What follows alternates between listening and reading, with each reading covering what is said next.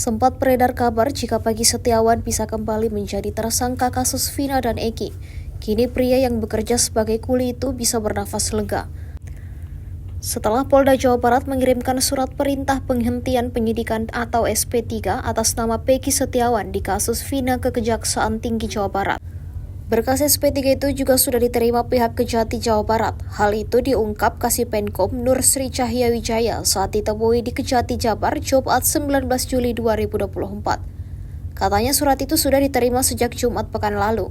Nantinya Kejati akan membuat nota pendapat dan akan ditindaklanjuti dengan mengirimkan kembali ke penyidik Polda Jabar surat pemberitahuan dimulainya penyidikan atau SPDP yang sudah dikirimkan sebelumnya. SPDP itu rencananya dalam waktu dekat akan dikirimkan ke Polda Jabar. Namun terkait alasan Polda mengenai penghentian penyidikan, dia pun tak bisa menjelaskannya.